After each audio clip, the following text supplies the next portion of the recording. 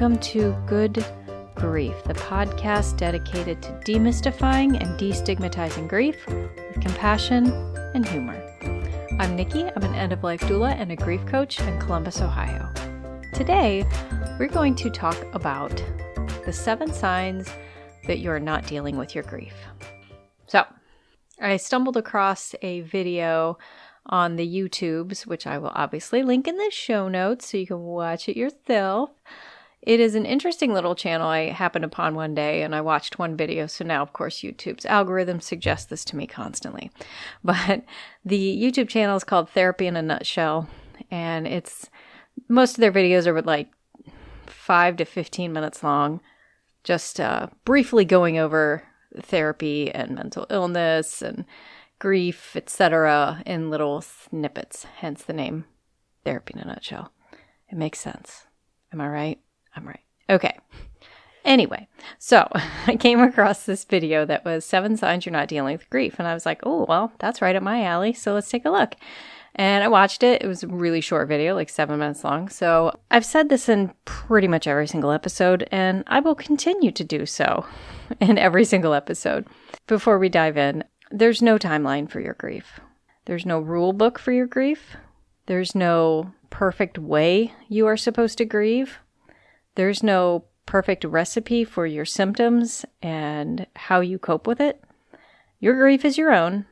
Everybody's grief is their own, and everybody's grief is a little bit different. So that said, these are signs that you are not coping with your grief, which, as I said multiple times also in almost every episode, you can't get over your grief and you can't ignore your grief. You have to deal with it.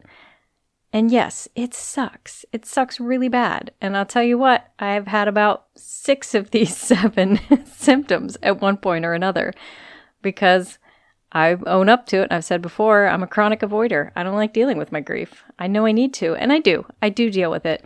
But there are times where I would much rather just ignore it and hope it goes away. But don't we all? I'm human. We're all human. And grief sucks. It sucks so hard, you guys. So yeah, of course we don't always want to deal with it. And here's the thing. You do have to deal with your grief. I will continue to tell you that. But you don't have to be dealing with your grief all the time. You don't have to spend every waking moment of your life thinking about your grief and working through it. You don't. If you need a day to distract yourself, take a day to distract yourself. If you need a day to not think about grief or your loss, whatever it may be, take a day to not think about it. That's perfectly okay. Just don't continue to do that forever. Okay.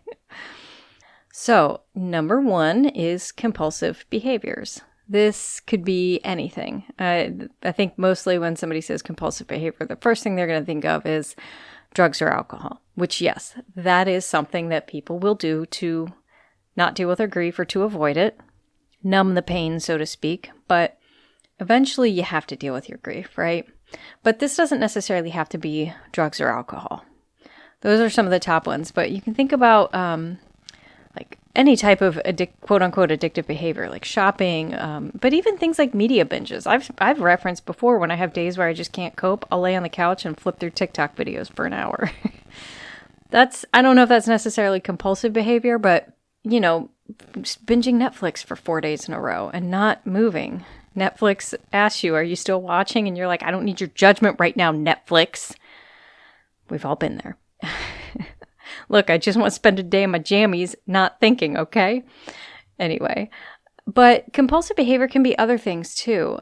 Let's say you're grieving the loss of a relationship, be it a divorce or a breakup or, whatever, an end of a long-term relationship that you're broken up over. And instead of just working through your grief of that relationship, you not necessarily start dating again right away, but maybe jump into a serious relationship before you're really ready for it. And this could be not just a breakup, but the loss of a partner too, through death. Jumping into, and I've talked about that in a previous episode. Again, other people's relationships are none of your business, no judgment. But sometimes jumping into a new relationship when you're not ready yet, or when you haven't processed the grief that you need to deal with first. Kleptomania. It's one of those things. You're out and you're just not thinking straight, and you just nab something off a shelf, put it in your pocket, and walk away. Any type of behavior that is not normal to you, that is done without much forethought. is considered a compulsive behavior. So keep your eye out for things like that in yourself, but in others too. If you see somebody doing things they wouldn't normally do that seem rather compulsive, maybe see if they're okay. All right. Number 2, withdrawal from relationships. This is one I've been guilty of. Pushing your friends and family away. Not wanting to be close to others. I know I have trust issues. I'll admit that freely. And sometimes when I'm feeling upset about people I've lost or people that have left me in the past, I don't want to be around other people because I have trust issues, and it feels safer to me to avoid relationships than to embrace them, which is not good. You need people, you need help, you need other people in your life, you need community. But withdrawing from relationships, especially close relationships or familial relationships, is a very big sign that you're not coping with your grief. Cool. Okay. Number 3, overfunctioning. Another one I've been guilty of. So let's say you have the example that they gave in the video. I'll just use that. Someone has died and they have 2 children. And they're both, younger children. And the one child is just sullen, withdrawn, cries all the time, isn't doing well in school. And the other child is brushing everything off, everything's fine, excelling in school, and is seeming about as normal as humanly possible. You need to worry about that second one. That second kid is not dealing with their grief. So, and this is, overfunctioning is just a way of avoiding. I know I'm one of those people that I will overstep, I guess. Overcompensate is what I'm looking for. I'll overcompensate for something. If I'm really upset about something, I will not only try to hide it, but I will seem excessively happy because I don't want to deal with the fact that I'm really upset about something. I focus, when I'm at home, if, I'm sad or upset about something with my husband, I will just focus on cleaning the house. And I'll get really, really, really excited about cleaning the house. Things like that. But basically, pretending everything's okay, keeping super busy, distracting to the nth degree. Not just going about your normal life, but overstepping that, overcompensating, overfunctioning. Cool. Okay, sign number 4, irritability. I think we've all been guilty of this at least once. But, maybe being irritable. I don't know how else to describe that. Irritability, cranky. And this is one, I definitely get cranky when I don't know when I'm having trouble processing any of my emotions, be it grief or anything. When I have trouble processing any of my emotions at that time, my go-to is to be a little irritable. And it's typically just because I'm so stuck in my own head trying to sort out what I'm going through that when anything from the outside tries to get in, it's like, no, just go away. I'm working on something right now. I'm processing. So irritability is a good one. Yeah, I would say a little irritability is going to be normal, and that's fine. But if you're constantly snapping at people or constantly, being just downright nasty with people, that's something to think about. Okay. Number 5, something we've talked about multiple times, persistent sleep issues. Oversleeping, undersleeping. Not getting enough sleep or getting too much sleep affects a lot of things outside of just your mental health. It can affect your physical health too. So persistent sleep issues. Is somebody sleeping too much, too little? Or are they having I have crazy dreams. I have crazy dreams. But I've noticed when I'm going through something, either with grief or mental illness, my dreams get a little more vivid and a little more chaotic. So cool. Number 6. Physical symptoms emerge. We've talked about this a lot. At least I've referenced it a couple times in the past, but physical symptoms, muscle pain, joint pain, headaches, fatigue. Fatigue's a big one. I have irritable bowel syndrome, bowel issues. Bowel issues tend to intensify when there is stress on the body, on the system. So that's something to think about. It can go as far as heart attacks and strokes, high blood pressure, things like that. So if you're noticing weird physical symptoms you haven't had before or medical conditions you haven't had before, obviously get that checked out by a medical professional. But keep in mind that some of these might be developing because of grief, especially if you're not dealing with it and you're holding all those emotions in, you're going to give yourself an ulcer, okay? I feel like I've had them in the past, because I'm a chronic bottler, I just hold all my emotions real close, real deep down in there. Very rarely let them out. But keep all that stuff in there and it's going to cause, like I said, high blood pressure, stomach issues, headaches. You have to recognize the toll that grief can take on your body. Now, a lot of these signs and symptoms that are on this list are things that might be there naturally and are okay. It's when they get severe or they're not going away that you need to worry about it. So the last symptom is mental health symptoms increase. I've mentioned before how grief and depression have very, very similar symptoms. And it's easy to misread one for the other. But if you already have symptoms of mental health or have any mental health issues, this grief will obviously make them worse. Not only make them worse, new symptoms can occur, can arise. Somebody who's never once had a depressive day in their life might suddenly have pretty severe depression from not coping with their grief. That's not unheard of. But also other mental health issues like anxiety. Anxiety is a big one. A lot of people end up with pretty serious anxiety after a loss or when they're not coping with their grief. I know I just have general anxiety to begin with, and sometimes when I'm working through grief, it can make it a whole lot worse. And anxiety, for those of you who don't suffer with anxiety, first of all, kudos to you, man. Your life must be wonderful. But for those of you who have never dealt with anxiety before, it's not just panic attacks. A lot of people hear anxiety and they think, oh, panic attacks, or oh, this person's just socially anxious, so they can't be around other people. That's not always how it is.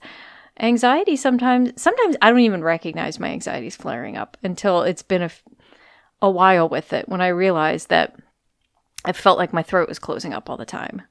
I'm going about my day as normal, thinking I must have like heartburn or something, because my throat feels all tight and weird, and maybe it's just something I ate, and then after a while I'm like, oh, duh, you dummy, that was anxiety. Things like that.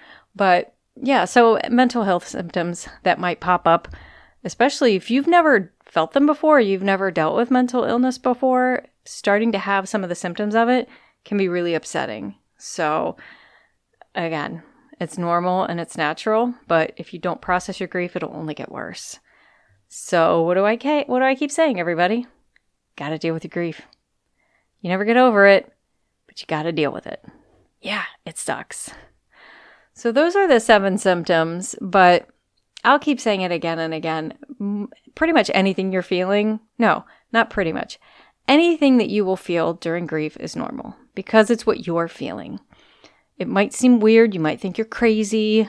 You might think nobody has ever felt this before. I guarantee you somebody out there has felt it before. Somebody out there has had whatever thought or feeling you're having right now that you swear is only yours and it's making you crazy. Somebody else has felt it. I promise. And regardless, what you're feeling is your feelings. And that's valid. Your feelings are valid. How many times do I say that? And again, a lot of these symptoms don't panic right away, because a lot of these symptoms are normal grieving symptoms.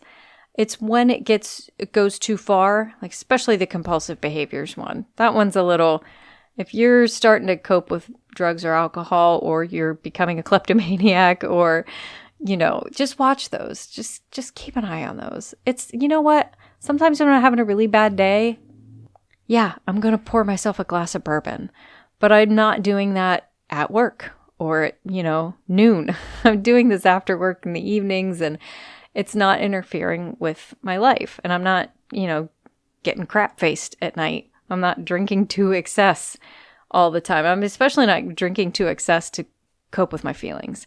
It's when these behaviors go too far, or when they're interfering with your life or affecting people around you. That's when you need to step back and think to yourself, maybe I'm not dealing with this. Okay? So what happens when you have any of these symptoms, or when you come to the realization that maybe I'm not coping so well with my grief? Another one of those things I always say, reach out for help. There's no shame in that. If you need help, reach out for it. And you don't necessarily have to run right to a therapist unless you want to, then go for it. Talk to somebody you trust. Talk to a friend. I'm telling you, support groups can be invaluable when it comes to something like grief. And if they're not for you, they're not for you. Some people aren't comfortable talking with their feelings or their grief in front of strangers, and that's perfectly okay. But sometimes just recognizing that somebody else out there is feeling exactly what you're feeling can help so much. There's online grief support forums where you can just read posts other people have put up that are talking about feelings they've had or thoughts they've had or what they're processing. Where you might read that and be like, oh my God, me too. I'm not alone. I'm not crazy. Because you're not crazy. But reach out. Try to get help if you need it. But also recognize that you need to work through your grief. We'll talk on ways to work through your grief at a later point. All these episodes here at the beginning, we're just dealing with the basics. We'll get into the nitty-gritty, I promise. But you do need to deal with your grief. Okay, thank you so much for indulging me with this episode and letting me basically take material from a YouTube video and recite it to you. Feels a little lazy, but I just thought this was good information that I really wanted to get out for you guys. Okay, now, that said, it is time for the death deck. Yeah, that was silly. Okay, so I'm shuffling up the death deck right now. Okay, picking one at random, and okay, this one is called A Little Help. Should doctors be allowed to provide a life-ending prescription for terminally ill patients who request it? Yes, yes, yes, and also yes. Now, that said, so my podcast is on grief and not on my death work or work with the dying, but I am absolutely a huge adversary for making medical aid in dying available to anyone who needs it. Now, that said, there are a lot of stipulations with the few states that have it available now. There's a lot of criteria that has to be met before you can just go through with it. And I agree with it 110%. I think that it can't just be any Joe Schmo walking off the street and say, hi, I would like to die, please. There needs to be criteria that needs to be met. Currently, that's, well, you can look it up. I won't sit here. Because again, this is a podcast about grief, not my death work. So, but yes, I think it should be available for every doctor, no. In every single circumstance, no. But it needs to be available and it needs to be legal everywhere. It really irritates me to no end that it's not. Okay. That's a soapbox for another day, ladies and gentlemen. Thank you so much for tuning into my show. You guys are lovely and wonderful human beings. I hope you're getting something out of this. Don't forget to check me out on Patreon. As always, every penny I make on my Patreon goes to a fund so that I can provide pro bono work for those who cannot afford my services that need them. Thank you so much. Just remember, your feelings are valid. They're yours. Grief doesn't always have to suck. Thank you and have a great week. Good Grief was brought to you by me. You can find me online at nikkithedeathdoula.com. Today's episode was produced by me. Research and scripts written by me. Your host is me. Editing and sound design also me. Music is not me. Music is Cheery Monday by Kevin MacLeod.